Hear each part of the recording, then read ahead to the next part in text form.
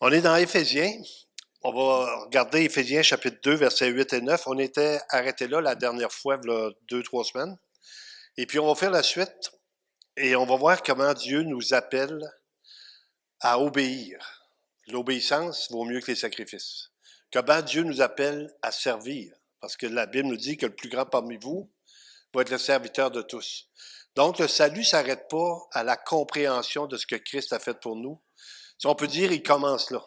C'est vraiment là que celui qui se convertit essaye de trouver la place, ce que Dieu veut le mettre pour travailler. On a vu Gaétan, merci beaucoup Gaétan, j'avais oublié de souligner la semaine passée, mais qui s'est occupé de placer des gens dans les familles. Il y a plein de gens, la semaine passée, on a regardé, on a salué des gens, mais il y a plein de gens qui ont fait plein de choses. Il y en a qui ont fait les desserts aussi, il y avait beaucoup de galettes qui ont été faites, de biscuits, plein de choses qui ont été faites. Et ce que le croyant cherche à faire, Seigneur, qu'est-ce que tu veux que je fasse? On cherche à trouver sa volonté dans nos vies. C'est la première chose qu'on veut savoir. Maintenant que je suis sauvé, si je ne suis pas rendu dans la présence de Dieu immédiatement, c'est qu'il doit y avoir quelque chose à faire. Et c'est là-dessus que je veux vous parler un peu ce matin. Dans Éphésiens 2, 8 et 9, premièrement, il faut comprendre le salut.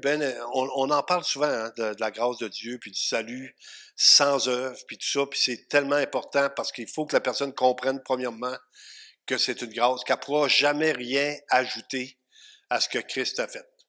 Donc, il dit, car c'est par la grâce que vous êtes sauvés.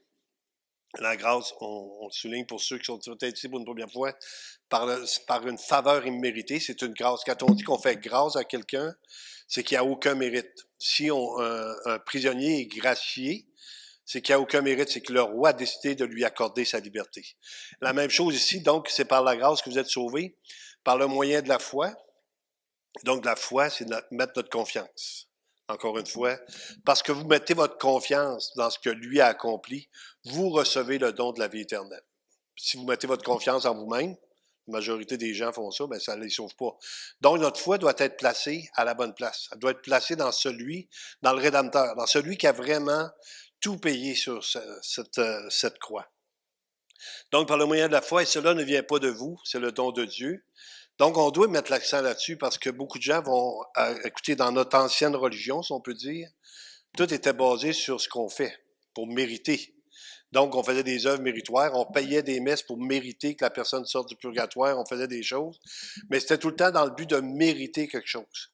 Maintenant, le croyant fait pas ça, fera pas des œuvres que Dieu a préparées dans le but de mériter, mais par reconnaissance de ce que Dieu a fait.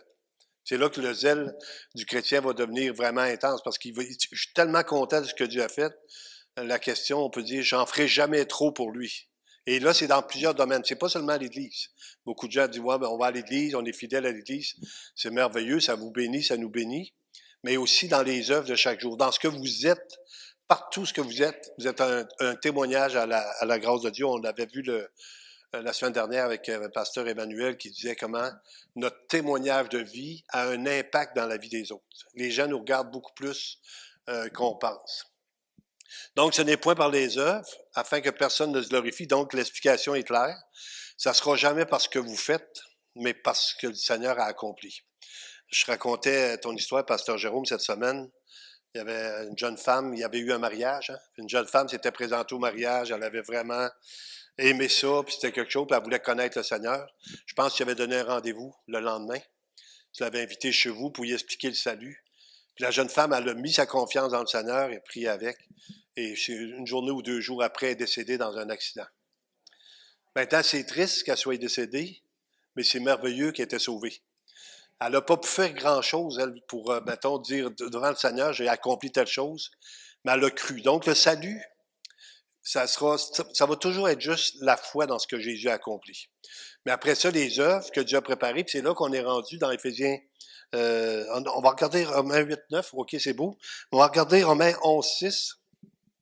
Ça, c'est la base de toute compréhension chrétienne. Souvent, les gens vont vous dire, c'est quoi la différence entre vous et les autres? Ben, nous autres, là, le salut par la grâce seulement. On ne rajoutera jamais rien. Nous autres, c'est la grâce. Puis notre autorité, c'est la Bible. Donc, nous autres, la différence avec les autres, notre autorité, c'est la Bible. Puis la troisième chose, on croit que le Saint-Esprit nous enseigne. Donc, le Saint-Esprit nous éclaire sur les choses de Dieu. Donc, c'est des points marquant, si on peut dire, pour les évangéliques, même pour les protestants. Sauvé par la grâce seule, on est sauvé parce qu'on a les Écritures comme autorité suprême, puis le Saint-Esprit nous conduit dans la vérité. Il dit, oh, c'est par grâce, ce n'est plus par les œuvres, autrement la grâce n'est plus une grâce. Et si c'est par les œuvres, ce n'est plus une grâce, autrement, l'œuvre n'est plus une œuvre. Ce n'est pas par les œuvres, ce n'est plus une grâce, mais autrement, l'œuvre n'est plus une œuvre. Donc ici, c'est un ou l'autre. Tu ne peux pas dire la grâce plus un petit peu des œuvres. Tu ne peux pas dire, ben moi, c'est par les œuvres, puis un petit peu de grâce. C'est un ou l'autre. Ça, souvent, c'est blanc ou noir. Vous savez, je ne sais pas si vous le savez, mais je vous le dis, pendant des années, des siècles, on a enseigné qu'il y avait une place intermédiaire pour ceux qui mouraient. Ceux qui avaient une vie pas si pire, ils s'en allaient au purgatoire. Ça n'a jamais existé dans les Écritures. Ça n'existe pas, ça n'existe pas. Mais là, les gens disaient, bon, on va aller là, puis ceux qu'on aime, on va les faire expier le petit bout qui reste, puis ils vont se rendre éventuellement. La Bible nous parle du ciel et de l'enfer. La Bible nous parle, c'est par la grâce, par les œuvres. Les œuvres ne sauvent pas.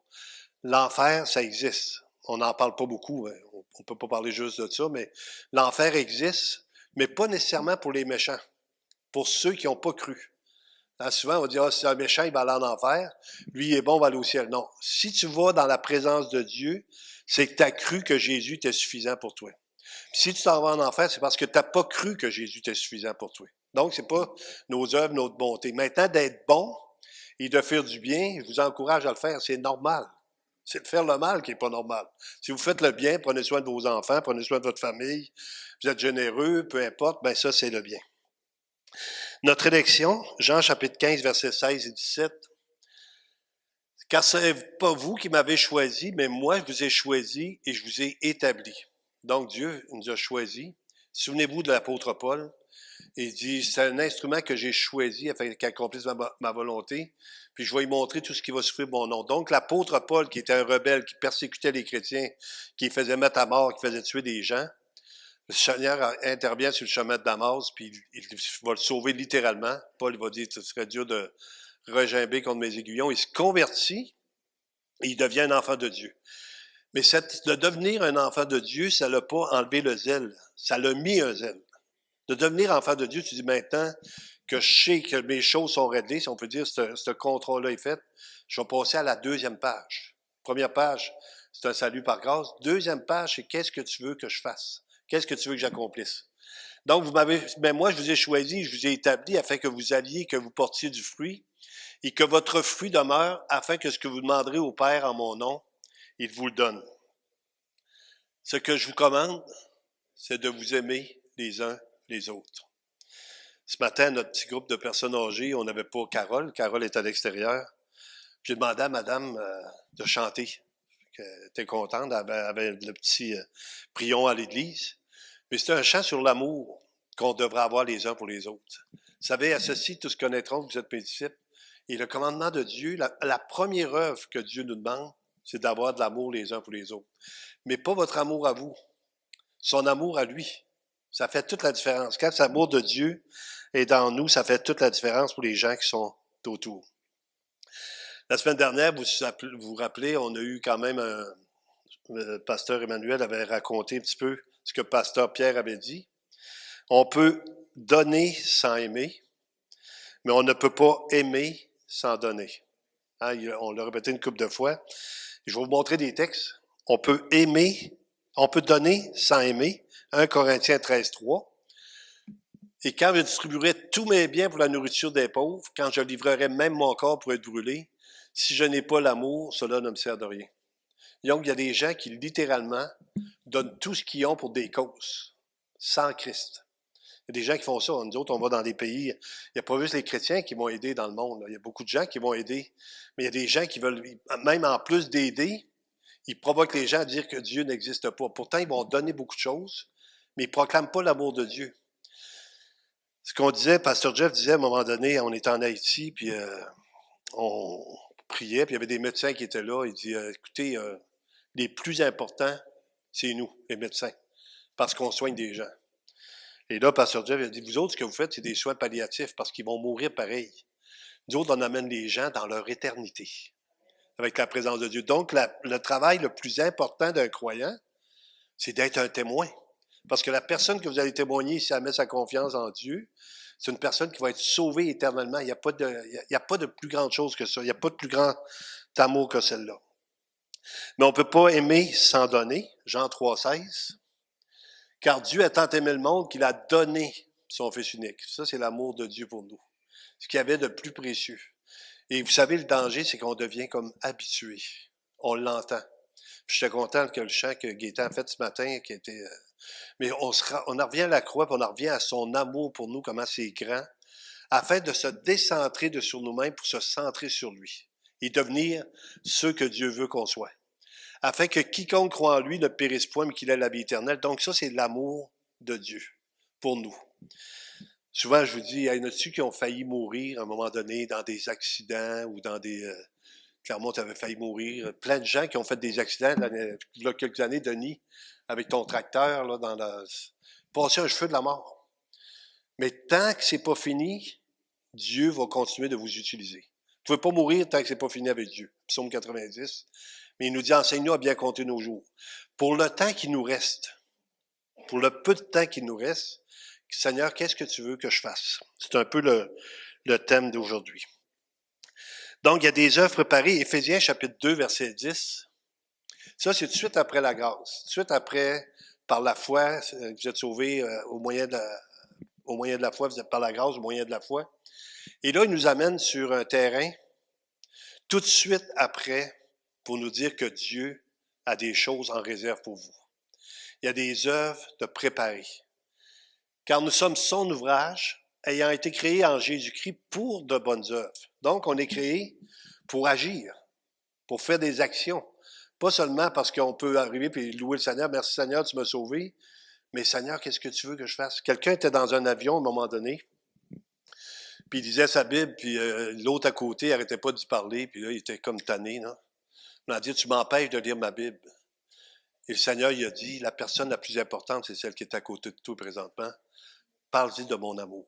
Il ne faut pas juste être centré sur ce que tu fais, mais fais ce que Jésus te demande de faire, puis il a pu témoigner la personne à côté.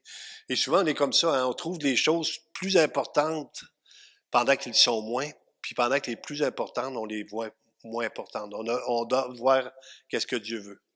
Donc ici, ayant été créé en Jésus-Christ pour de bonnes œuvres que Dieu a préparées d'avance, afin que nous les pratiquions.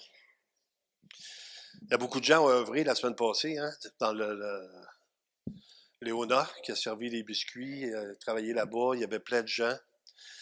Savez-vous quoi? Je pensais à ça cette semaine encore, puis je me disais, il y a une œuvre qui avait été préparée d'avance, mais on n'avait pas le gars pour la faire. Et Dieu l'a amené, Alain qui n'aime pas être en avant, mais pour organiser la fête du 30e anniversaire, pour mettre ça sur Internet, ça prenait un gars ou une personne capable. Lui, il est arrivé l'année passée, ça fait 2 ans à peu près, hein, 2 ans déjà qu'il est arrivé. Et quand on est arrivé pour discuter de ça, organiser ça, on était tous un peu... C'était beaucoup. On s'était réunis, puis là, tout le monde disait c'est beaucoup. Ben, à un moment donné, Alain, il dit, organisez ça, moi. Ah oui, tu es capable de faire ça? C'est une œuvre préparée d'avance qui a fait que les gens ont pu s'inscrire, que les gens ont pu venir. Et tous ceux qui ont œuvré la semaine passée, vous n'avez pas seulement œuvré, mais d'être là à l'accueil, d'être là à votre présence, c'était quelque chose que Dieu avait préparé pour qu'on puisse l'honorer, lui, le célébrer, lui.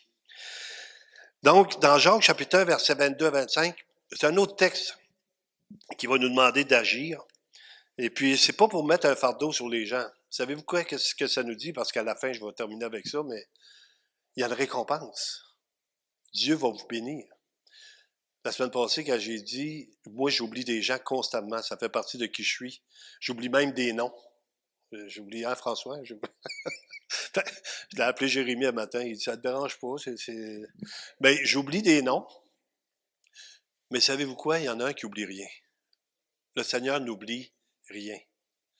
Je vais citer le verset tout de suite parce que ça me vient à l'esprit. Dieu n'est pas injuste.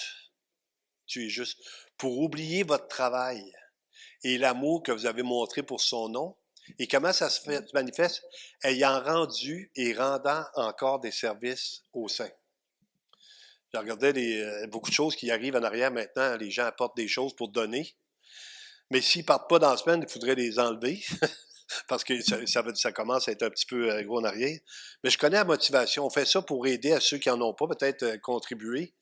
Mais on peut pas tout ramasser en arrière à l'église. Fait que si c'est pas parti la semaine d'après, prenez-les, puis donnez-les au centre d'entraide. Ils vont leur donner à d'autres. De toute façon, c'est ça le but, c'est de contribuer. Donc ici, un peu plus loin, dans Jacques, chapitre 1, versets 22-25, il nous dit que la mise en pratique de la parole, c'est ce qui fait votre joie. Je demanderai à Léona ce matin, est-ce que tu étais contente de servir les biscuits là-bas? Tu étais contente, hein? Ça faisait ta joie. C'était une bénédiction pour toi de le faire, ça apparaissait dans ton visage. Il dit, mettez en pratique la parole et ne vous bornez pas à l'écouter. Donc, chacun d'entre nous, on a des choses que Dieu nous demande. Maintenant, c'est pas toujours des choses d'église. Je vais encore une fois enlever le fardeau. Je suis allé pour être à l'accueil, mais il y avait déjà du monde. Je suis allé pour être placé, il y avait déjà du monde. C'est pas ça. C'est d'être prêt, d'être disponible, de dire s'il y a besoin, je vais me mettre à part. Ne vous bornez pas à l'écouter en vous trompant vous-même par de faux raisonnements. Car si quelqu'un écoute la parole et ne la met pas en pratique, il est semblable à un homme qui regarde dans un miroir son visage naturel et qui, après s'être regardé, s'en va et oublie aussitôt quel il était. Mais celui qui aura plongé les regards dans la loi parfaite, la loi de la liberté, et qui aura persévéré, n'étant pas un auditeur oublieux, mais se mettant à l'œuvre, celui-là sera heureux dans son activité. Plutôt que tu te mets à l'œuvre, tu es content. On a parlé d'Haïti la semaine passée un peu. Seigneur, c'est une œuvre qui a préparé d'avance pour Montjoli, éventuellement. Si on est là aujourd'hui depuis des années, on a pu s'en occuper, on a pu y aller. On a eu une année 28 personnes qui sont allées en Haïti, 28 personnes de l'Église qui sont allées pour aider les plus démunis. Mais comment est-ce possible que nous, à Montjoli, on se ramasse en Haïti si ce n'est pas l'œuvre de Dieu? C'était l'œuvre que Dieu avait préparée d'avance. Je me souviens, on avait été dans une prison en Haïti. Et les prisons, c'est pas comme ici. Hein? Les prisons, c'est des cellules où il y a 40 personnes qui vivent dans la même cellule. Il y a le plus fort, puis il y a le moins fort. Le moins fort, il reste en arrière, le plus fort en avant. Et puis, il y a une senteur d'urine, il y a une senteur de fécale là-dedans. C'est incroyable. Les gens meurent littéralement. Et puis, il y avait une petite bouteille pour faire pipi, une bouteille de liqueur, puis après ça, ils vident ça dans le 5 gallons par la porte comme ça. Les gens n'ont rien à manger, à moins que les familles en amènent. Puis, savez-vous quoi? La plupart des gens sont là sans avoir d'avocat. Puis personne, souvent, les ont accusés. Ça peut être une personne qui a dit quelque chose, ils le mettent en prison, il peut rester là 5-10 ans, sans savoir pourquoi. Et puis quand on avait été, là, c'est pas moi, c'est quelqu'un qui nous avait amené là avec... et puis on avait fait une distribution alimentaire, puis c'était un œuvre préparé d'avance, mais on a fait une distribution plus grande, une distribution de Bibles. C'est leur seul espoir. Et les gens, littéralement, se battaient pour avoir une Bible, à force que c'était une nécessité. Ils n'ont pas d'espoir. Donc, l'œuvre que Dieu avait préparée, qu'on ait des Bibles, des Gédéons à l'époque, qu'on amène ça là, qu'on aille le donner en prison, c'était vraiment quelque chose d'extraordinaire. Et avant de partir, les gardiens, ils ont dit, nous autres aussi, on aimerait ça avoir une Bible. On n'est pas pire qu'eux autres, dans le fond. Quand les gens se battent pour avoir des Bibles, tu dis, il y a quelque chose, c'est pas notre monde à nous autres. Et le directeur de prison, il dit, j'enseigne le dimanche, peux-tu avoir une Bible d'études? Fait qu'on avait donné une Bible, on a donné des Bibles à tout le monde. Mais je voyais que c'était une œuvre préparée. C'était un détail peut-être dans nos vies, mais c'était la bénédiction pour ces gens-là, pour leur redonner de l'espoir. Les œuvres démontrent notre foi. Jacques, chapitre 2, versets 14 à 26. L'épître de Jacques avait été appelée par Luther un épître de paille. C'était probablement de mauvaise compréhension que les gens avaient parce que si on enseigne que le salut est par la grâce seulement, ce qui est vrai à 100%, votre vie va prouver que vous y appartenez. Il va y avoir un changement dans votre vie qui va faire qu'il y a une différence. Donc, dans Jacques 2, on va la regarder ensemble. Mes frères, que sert-il à quelqu'un de dire qu'il a la foi s'il n'a pas les œuvres? Pourtant, on a lu tantôt, la foi sans les œuvres. Mais si tu as la foi, ça devrait agir à quelque part. Donc ici, il va l'expliquer. La foi peut-elle sauver? Maintenant, si vous me dites, est-ce qu'on peut être sauvé par la foi seule? C'est sûr qu'on est sauvé par la foi seule. Mais après, qu'est-ce qui arrive après avec celui qui a cru? Sinon, un désir de servir son Seigneur, de servir son Maître. Quelqu'un m'a dit cette semaine, il avait écouté quelque chose, puis il disait, celui qui est chrétien, c'est le mot doulos, esclave, serviteur de Dieu. Donc, on est maintenant des serviteurs. On ne s'appartient plus à nous-mêmes. On est toujours en train de dire, Seigneur, c'est-tu ça, qu'est-ce que tu aimerais, comment on peut le faire, ou peu importe. Si un frère ou une sœur sont nus et manquent de la nourriture de chaque jour, c'est là on voit la générosité aussi, que l'un d'entre vous leur dise, allez en paix, chauffez-vous et vous rassasiez, et que vous ne leur donniez pas ce qui est nécessaire au corps, à quoi cela sert-il? Si vous voyez quelqu'un qui est dans le besoin et que vous ne l'aidez pas, on va dire, écoutez, avez-vous compris qu'est-ce que le Seigneur veut qu'on fasse pour les autres, pour les plus démunis? Il en est ainsi de la foi. Si elle n'a pas les œuvres, elle est morte en elle-même. Mais quelqu'un dira, toi, tu as la foi et moi, j'ai les œuvres. Montre-moi ta foi sans les œuvres et moi, je te montrerai la foi par mes œuvres. Ça veut dire que si j'ai cru, il y a des actions concrètes qui vont se réaliser. Tu crois qu'il y a un seul Dieu, tu fais bien, les démons le croient aussi et ils tremblent. Veux-tu savoir, ô homme vain, que la foi sans les œuvres est inutile? Abraham, notre père, ne fut-il pas justifié par les œuvres lorsqu'il offrit son fils sur Isaac, son fils Isaac sur l'autel? Tu vois que la foi agissait avec ses œuvres et que par les œuvres, la foi fut rendue parfaite. Donc ici, on est en train de démontrer qu'une vraie conversion, ça va avoir des fruits dans la vie de la personne. Il va avoir un désir d'aller de l'avant. Soyez prêts, Tite chapitre 3, verset 1, parce que vous ne savez jamais quand est-ce que Dieu va vous demander d'agir ou de faire quelque chose. Et ce compris, c'est d'être prêt. Même dans les Écritures, dans Pierre, il nous dit, soyez prêts à vous défendre avec douceur et respect de quiconque demande l'espérance qui est en vous. Donc, on ne sait pas quelle personne va arriver éventuellement chez vous, quelle personne Dieu va vous mettre à cœur de partager votre foi, mais il dit, soyez prêts. Rappelle-leur d'être soumis aux magistrats et aux autorités, d'obéir, d'être prêts à toute bonne œuvre. D'être prêt à toute bonne œuvre, d'être prêt à agir pour les autres. On est formé pour cela, donc 2 Timothée chapitre 3, versets 16 et 17. Toute écriture est inspirée de Dieu et utile pour enseigner. Donc, quand on partage la parole de Dieu, c'est utile. La foi vient de ce qu'on entend vient de la parole de Christ. Donc, toute écriture est inspirée de Dieu, utile pour enseigner, pour nous convaincre. Encore une fois, c'est l'œuvre du Saint-Esprit pour nous convaincre d'agir, pour corriger. J'avais vu un prédicateur prêcher à Montréal, puis il dit « Changez votre nom en oui ». Il y avait plein de gens qui disaient « D'autres, dans le temps, on pouvait aller en Haïti, on n'ira pas en Haïti, tout ça. » Puis il y avait une vingtaine de personnes qui, pendant la prédication, ont changé leur nom en oui, puis sont devenus des missionnaires pour cette foi-là. Mais c'est Dieu qui fait l'œuvre. Pour corriger, pour instruire dans la justice, afin que l'homme de Dieu soit accompli et propre à toute bonne œuvre. Donc, les Écritures nous amènent à servir, propre à toute bonne œuvre. Et là, c'est vous qui allez voir les œuvres que Dieu a pour vous. C'est pas nécessairement moi qui va vous le dire. Même les pasteurs sont là, l'enseignement. La Bible nous dit pour le perfectionnement des saints en vue de l'œuvre du ministère. Nous sommes formés pour cela. Elles se font naturellement. Quand vous faites des œuvres pour le Seigneur, vous chantez pas une chanson après pour dire « Venez voir ce que j'ai fait ». Vous ne faites pas jouer la musique pour dire « Venez voir ici ce que je suis en train d'accomplir ». Quand on fait une œuvre authentique, on s'en rend pas compte.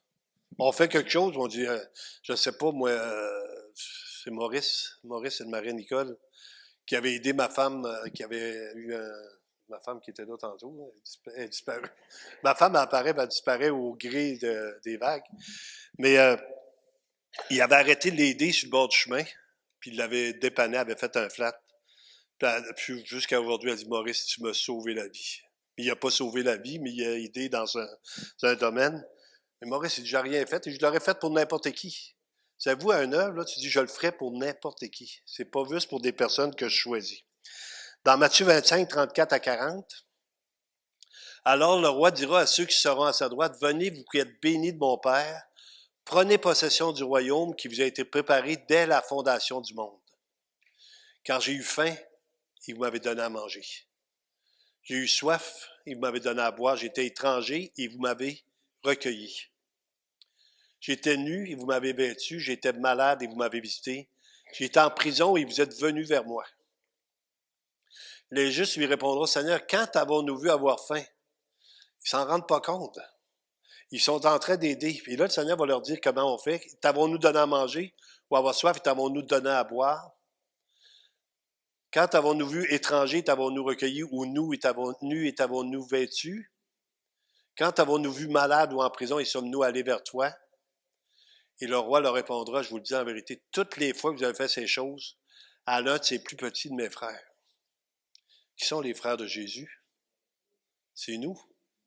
Chaque fois qu'on rend service à un croyant, on est en train d'hériter de la vie. Il fait du bien envers tous, principalement envers les frères en la foi. Chaque fois qu'on est en train de se faire du bien, on a comme un genre de récompense que Dieu va nous accorder, mais on s'en rend pas compte, c'est normal. Ah, tu l'aurais fait pour moi, on va dire ça souvent, tu vas rendre un service à quelqu'un. Ah, tu l'aurais fait pour moi, oui, je sais bien, mais là, c'est toi qui le fais pour moi. Et Dieu va honorer ça. Maintenant, c'est Dieu qui nous rend capables. Beaucoup trop de gens comptent sur leur force pour faire les œuvres de Dieu, et là, ça fait de la frustration. Si vous le faites de vous-même, savez-vous qu'est-ce que ça va donner comme résultat? De l'amertume. Parce que quand vous ne serez pas reconnu, vous allez être frustré. Vous dites, ils ne m'ont pas reconnu après tout ce que j'ai fait pour eux autres. Mais si vous le faites pour le Seigneur, vous allez avoir juste la bénédiction, peu importe, Seigneur, je le faisais pour toi. Je voulais vraiment que la personne puisse recevoir. Hébreux 13, 20, 21, je vais vous montrer plusieurs textes là-dessus. Que le Dieu de paix qui a ramené d'entre les morts le grand pasteur des brebis par le sang d'une alliance éternelle, notre Seigneur Jésus, vous rende capable de toute bonne œuvre. Alors, je ne suis pas capable. Dieu nous rend capable. Pour l'accomplissement de sa volonté, il fasse en vous ce qui lui est agréable par Jésus-Christ, auquel soit la gloire au siècle des siècles. Donc, il vous rend capable. Seigneur, c'est trop difficile, je trouve ça trop dur, mais Dieu va te rendre capable. Il y a des gens qui ont de la misère à visiter des malades. Pourquoi? Parce qu'ils sont trop pleins de miséricorde. Ça veut dire qu'ils ont trop de peine. Ils vont pour le consoler, mais ils le découragent par leur peine. Et là, le Seigneur leur rend capable en disant, ta miséricorde va les bénir, ton amour pour eux est suffisant. Tu n'as même pas besoin, souvent on dit, tu n'as même pas besoin de parler, j'avais juste besoin que tu sois là à côté de moi. Mais pour ça, il faut y aller, quand même, pour se mettre disponible. 2 Corinthiens 3, 5, un autre endroit, ce qu'on voit. Ce n'est pas à dire que nous sommes par nous-mêmes capables de concevoir quelque chose comme venant de nous-mêmes. Notre capacité, au contraire, vient de Dieu. Notre capacité vient de Dieu. Savez-vous pourquoi il n'y aura personne qui va se glorifier? Parce que le Seigneur va dire, c'est moi qui agissais en toi. Quand on va avoir démontré de l'amour, qu'on va avoir pris des choses, qu'on va avoir fait des choses, qu'on va donner des choses, c'est Dieu qui va l'avoir fait en nous. 1 Corinthiens 15, 10. Pourquoi je cite ces textes-là aussi? Parce que normalement, si vous aviez compris l'œuvre de Dieu, vous allez y donner toute la gloire quand vous allez faire des choses. Dans 1 Corinthiens 15, 10, c'est l'apôtre Paul. L'apôtre Paul va nous parler dans Éphésiens, chapitre 1, verset 4, que c'est Dieu qui nous a choisis avant la fondation du monde. On pourrait se dire comme ça, s'il nous a choisis, tu n'as pas besoin d'être zélé. L'apôtre Paul était le plus zélé qu'il n'y avait pas sur la terre. Parce qu'il avait compris comment Dieu l'avait aimé, il voulait que son amour de Dieu se répande sur les autres. Et il va agir d'une façon zélée. Il va dire, c'est dans l'Acte des Apôtres, je fais de moi-même aucun cas de ma vie comme s'il m'était précieuse, pourvu que j'annonce la bonne nouvelle de la grâce de Dieu. Fait que l'apôtre Paul, la compréhension de l'œuvre accomplie donne un zèle encore plus grand. On va dire, ouais, mais si on ne sait pas, non, Dieu va te donner un zèle pour les autres. Il va te donner, pour le temps qui te reste, il va t'ouvrir des portes et que tu vas rentrer là-dedans, tu vas dire, écoute, on a ça à toutes les... Ben là, on a mis une petite place pour la prière, on a mis ça chic. C'est des meubles qu'on a trouvés. Puis on est là, puis quand on s'assoit là, ou de l'autre côté, on se raconte qu'est-ce que Dieu a fait pour nous. Et on raconte la louange. Avant même de prier, on célèbre la grâce de Dieu qui nous a utilisés pour un malade, qui nous a utilisés pour une personne qui était en manque, qui avait besoin, qui nous a utilisés pour nos parents, nos familles, peu importe qui nous utilise. Donc, dans 1 Corinthiens 15, 10, c'est l'apôtre Paul, il va se vanter de ce qu'il fait, mais il va dire, c'est pas moi. C'est le fun. Il dit, regardez comment il dit ça. Par la grâce de Dieu, je suis ce que je suis, et sa grâce envers moi n'a pas été faite. Loin de là, j'ai travaillé plus que tous.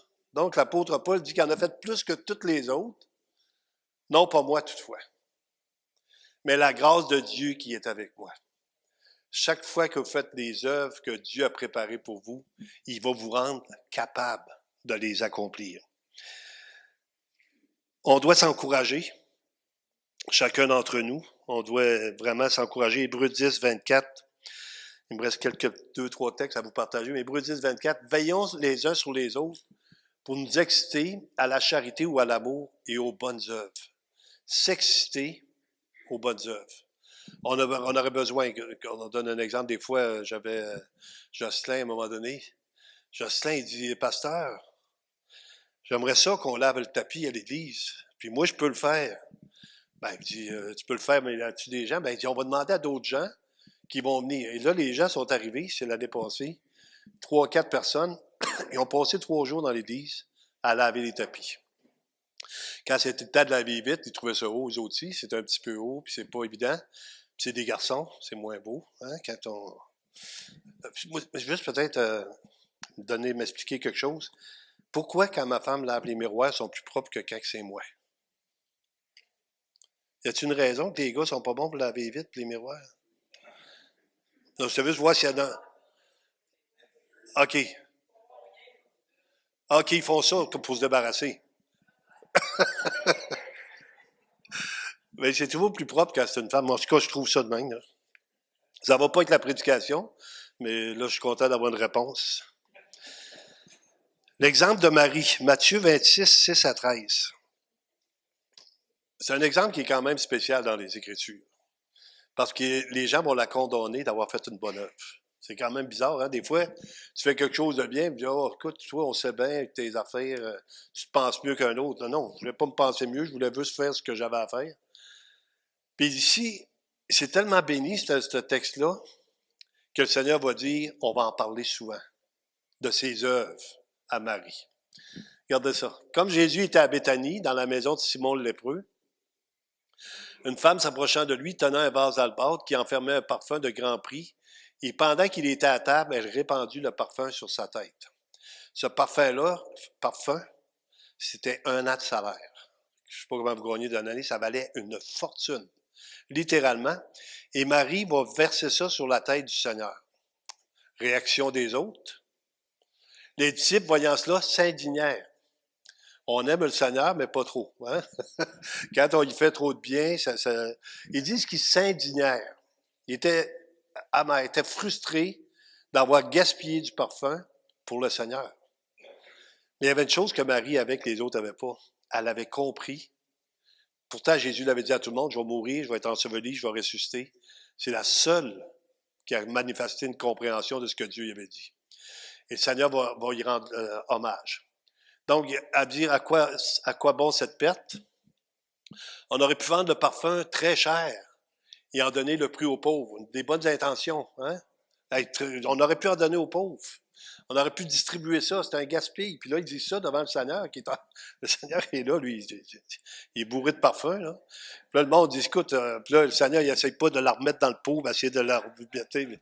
Non, lui, là, il est en train de dire, il est en train de faire une action qui vient du Saint-Esprit parce que je vais mourir. Vous autres ne l'avez pas compris encore. Jésus, s'en étant aperçu, leur dit, pourquoi faites-vous de la peine à cette femme? Elle a fait une bonne action à mon égard. Car vous avez toujours des pauvres avec vous. Souvenez-vous aussi que Judas, c'était un voleur, hein? Quand il était frustré qu'il y ait des dons qui se fassent, lui, il voulait avoir l'argent parce qu'il en gardait une partie pour lui. Ici, la motivation était mauvaise et le Seigneur va rétablir les faits en disant, cette œuvre-là, c'est une œuvre que j'avais même préparée d'avance pour elle. Mais il dit, vous ne m'avez pas toujours. En répandant ce parfum sur mon corps, elle l'a fait pour ma sépulture. Donc, le Seigneur dit, elle a compris, tu n'as pas compris. Même si tout le monde serait contre vous quand vous êtes en train de faire du bien, continuez de faire du bien quand même. Vous n'avez pas besoin de l'approbation des gens. Vous n'avez pas besoin de savoir si des gens pensent que votre motivation n'est pas bonne. Faites-le pour le Seigneur. Faites tout de bon cœur, comme pour le Seigneur. Il dit, je vous le dis en vérité, partout où cette bonne nouvelle sera prêchée, dans le monde entier, on racontera aussi en mémoire de cette femme ce qu'elle a fait. Encore aujourd'hui, C'est tellement prêché parce que c'est dans les Écritures. Tout le monde sait que cette femme-là a versé un parfum sur la tête du Seigneur. Elle a fait une œuvre que Dieu avait préparée pour elle. Elle se défendait pas, regardez comment je vous mets quelque chose de riche. Son amour était représentatif de ce que le Seigneur avait fait pour elle. Elle était prête à tout donner pour lui. Parce que plus que tu comprends ce que Dieu a fait, plus que tu es généreux envers le Seigneur. Pas seulement en argent, mais en temps, en qualité, en tout ce que tu veux faire pour lui. Récompense assurée. Je vais regarder ça parce que souvent les gens disent, moi je ne le fais pas pour les récompenses, puis on ne le fait pas pour les récompenses. Mais vous allez obtenir des récompenses par votre obéissance. Parce que sinon, le Seigneur n'en aurait pas parlé. S'il en parle autant, il dit qu'on va passer devant le tribunal de Christ pour le bien et le mal qu'on a fait dans notre corps. Donc, le Seigneur nous annonce qu'on va être récompensé pour notre fidélité, pour notre obéissance. Vous le faites pour vos enfants. On est créé à l'image de Dieu. Un enfant qui est obéissant, vous lui demandez de quoi, vous allez le récompenser. Moi, ma mère, elle me récompensait tout le temps. Elle avait tout le temps une petite récompense. Puis même, à un moment donné, elle dit, clairement, si tu vas ramasser des fraises, tu vas avoir un beau petit rien tout neuf. Puis moi, j'avais 9 ans, puis j'avais jamais rien eu de nœud. On était de grosse famille, on n'avait pas rien d'autre. Nos manteaux se passaient d'un à l'autre. Donc, plus que tu grandis. Moi, je grandissais vite, j'étais pas pire. Des fois, c'est moi qui l'avais le premier. Mais on avait tout ça comme ça. Puis ma mère m'avait dit ça. Puis quand j'étais arrivé chez nous, puis j'avais ramassé mes fraises, j'ai dit, j'ai tellement hâte d'avoir mon cadeau, maman. J'ai dit, mon petit rien tout neuf m'a dit, c'est rien. Elle dit, tu sais bien que ta mère va te donner quelque chose. Puis là, ma mère m'a donné quelque chose. Mais là, j'avais compris pour la première fois que c'était rien, un petit rien tout neuf. C'était neuf, mais c'était rien. Récompense assurée, Colossiens 3, 23, 25. Tout ce que vous faites, faites-le de bon cœur, comme pour le Seigneur et non pour des hommes. Ça, c'est la première façon de servir le Seigneur. Si vous le faites pour des hommes, vous allez être déçus. Si vous le faites pour moi, si le pasteur m'a demandé de faire ça, vous allez être déçus parce que je vais probablement vous oublier éventuellement. Mais si tu le fais pour le Seigneur, tu ne peux pas être déçu. Parce que le Seigneur, il nous a juste demandé d'être obéissant à ce qu'il nous demande. Donc, je le fais pour le Seigneur, et peu importe ce qui va en arriver, sachant, là, regardez la récompense, que vous recevrez du Seigneur l'héritage pour récompense, servez Christ, le Seigneur. Puis il ne nous reste pas tant de temps que ça. La maladie peut nous frapper à chacun d'entre nous. Allez voir le tableau en arrière.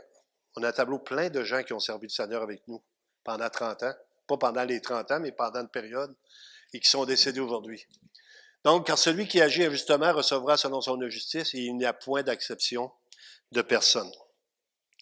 Et le dernier texte, Hébreux 6, 10 à 12, Hébreux chapitre 6, verset 10 à 12. Car Dieu n'est pas injuste. On l'a cité au début, on le recite à la fin, pour oublier votre travail. Donc, il y a un travail. Souvenez-vous, dans les Écritures, il y a une femme à un moment donné qui est morte, puis il dit, gardez tout ce qu'elle faisait pour toi. Les gens peuvent citer le travail d'un autre, mais toi, tu ne peux pas citer ton travail à toi. Donc, si quelqu'un peut dire, comme moi, je peux dire à Léona, tu été vaillante, c'est le fun des biscuits, mais Léona peut dire, j'ai été vaillante, je me suis occupé des biscuits. Elle ne peut pas le dire.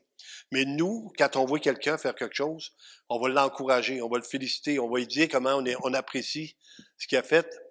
Car Dieu n'est pas injuste pour oublier votre travail et l'amour que vous avez montré pour son nom. Regardez comment ça se manifeste. Une phrase. Ayant rendu et rendant encore des services aux saints. Quand vous êtes en train de faire des services pour les chrétiens, il y a une récompense qui est là et Dieu ne vous oubliera pas. Tout ce qu'on fait, même tous ceux qui sont à l'école dimanche, pour les enfants, pour la garderie, il y a des gens qui ont été consacrés à la garderie. La fin de semaine passée, on n'a pas entendu les enfants broyer, mais savez-vous quoi? Il y avait du monde qui s'en occupait. La garderie, l'école du dimanche, Guylaine a passé la fin de semaine de l'autre côté. Mais on ne les voit pas. Mais les autres, ils ne le font pas pour qu'on les voie. Ils le font pour le Seigneur. Puis le Seigneur les voit. Donc, quand vous faites quelque chose, quand Adèle vient planter des fleurs, on ne la voit pas. Mais le Seigneur la voit planter des fleurs en avant, ben, ils m'en ont cassé une en plus. Mais Marie-Jeanne, quand elle vient faire la décoration de l'Église, il n'y a pas grand monde qui la voit avec son équipe, mais le Seigneur la voit. Dieu nous voit constamment dans ce qu'on fait. Nous désirons que chacun de vous montre le même zèle. Là, il nous dit que le danger, c'est de se décourager ou de s'arrêter en cours de route, pensant que ça ne fonctionne pas. Un exemple à vous donner là-dessus, c'est quelqu'un qui était zélé, qui donnait des traités sur le plan du salut, qui était au coin d'une rue. Ça faisait 7 ans qu'il était là. matin, midi, soir, il distribuait des traités, il distribuait des traités. Et puis, à un moment donné, il s'est tanné. Il dit, ça donne rien, il ne se passe rien. Il a arrêté. 5 ans après, il passe à la même place qu'il était, puis il voit quelqu'un qui est en train de donner des traités que lui avait fait pendant des années. Et il dit, pourquoi tu donnes des traités? Ça fait-tu longtemps que tu fais ça? Ben, il dit, je suis venu, il y a 7 ans, puis quand j'ai eu un traité, je voulais revenir pour remercier le gars, puis j'ai dit, certainement, il est mort. Il est plus là, fait que j'ai dit, je vais prendre sa place. Fait que lui, il a continué. Fait que c'est toujours le danger qu'à un moment donné, on ralentisse dans l'œuvre de Dieu ou dans la reconnaissance qu'on a envers Dieu, au lieu d'accélérer. Hein? Moi, j'ai fait de la course à pied. J'en fais plus. Cours pas vite. Mais j'en ai fait beaucoup de courses à pied. Et quand tu arrives à la fin d'une course à pied, tu ralentis pas. Tu accélères. Parce que tu dis, là, on est rendu au bout. Là. On court, on court, on court. Mais à la fin, on donne un petit coup. Des fois, les gens disent, ouais, mais on est âgé. Dites pas que vous avez perdu de la capacité parce que vous êtes tous capables de prier. Vous êtes tous capables de dire du bien aux gens. Vous êtes tous capables d'encourager le monde. On est tous là, les uns pour les autres, juste tant qu'on a un souffle. Et il termine en disant, nous désirons que chacun de vous montre le même zèle pour conserver jusqu'à la fin une pleine espérance, en sorte que vous ne vous relâchiez point. On dit ça souvent aux gens, relâche-toi pas. Celui qui se relâche dans son travail est frère de celui qui détruit. Donc, il ne faut pas se relâcher et que vous imitiez ceux qui, par la foi et la persévérance, héritent des promesses. Amen. On va courber notre tête, on va prier.